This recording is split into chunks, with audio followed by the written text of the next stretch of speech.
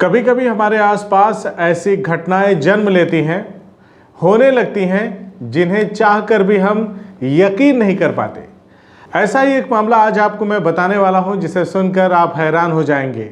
अक्सर आपने प्यार में प्रेमी जोड़ों को घर छोड़कर फरार होने की किस्से कहानियों को तो सुना होगा, लेकिन यहाँ तो पूरा मामला ही उल्टा पड़ गया है। यहाँ पर एक लड़की अपने ही प्रेमी के पिता के साथ फरार हो गई। मामले में लड़की के परिजनों ने अपहरण का मुकदमा दर्ज कराया था। इसके बाद पुलिस मामले की जांच में जुटी हुई थी। लगभग 1 साल के बाद मंगलवार को पुलिस ने दोनों को दिल्ली से बरामद कर लिया है। ये कहानी है उत्तर प्रदेश के कानपुर जिले की, जहां से चौंकाने वाला मामला सामने आया है, जिसे सुन करके हर कोई दंग है। कानपुर के चकेरी इलाके में रहने वाले कमलेश अपने 20 वर्षीय बेटे अमित के साथ औरैया से काम की तलाश में आया था। उसका बेटा मकानों में निर्माण कार्य का काम करता था। बेटे का इलाके की एक 20 वर्षीय लड़की से प्रेम संबंध बन गया। इस कारण लड़की कभी कभी लड़के से मिलने के लिए उसके घर पर भी जाती थी।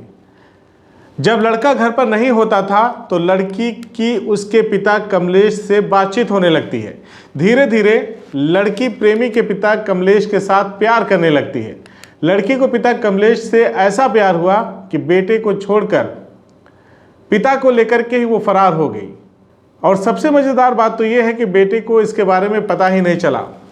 मार्च 2022 में चुपचाप कमलेश के साथ लड़की घर छोड़कर फरार हो गई। इधर कमलेश का बेटा अमित घर पर ही था, इसलिए लड़की के घर वालों को उसके ऊपर ज़रा भी शक नहीं हुआ। उन्होंने चकेरी थाने में अपनी बेटी के अपहरण की FIR दर्ज कराई। इस मामले में जब पुलिस जांच में लगी तो कहीं से कोई सुराग हाथ नहीं लग रहा था।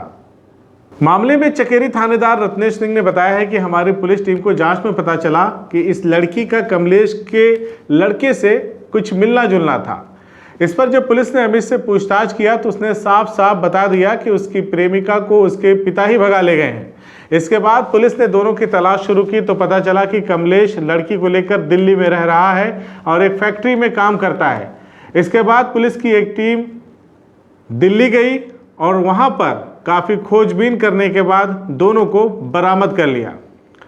वहीं एसएचओ का कहना है कि कमलेश के बेटे को अपने पिता की इस करतूत के बारे में पहले से पता था, लेकिन शर्म की वजह से वो किसी से इस बारे में बता नहीं रहा था।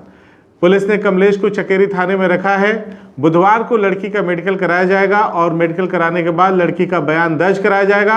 लड़की के बयान के आधार पर ही आगे की कार्रवाई की जाएगी। वहीं थानेदार रत्नेश सिंह का कहना है कि अभी लड़की कमलेश के साथ ही रहने का दावा कर रही है।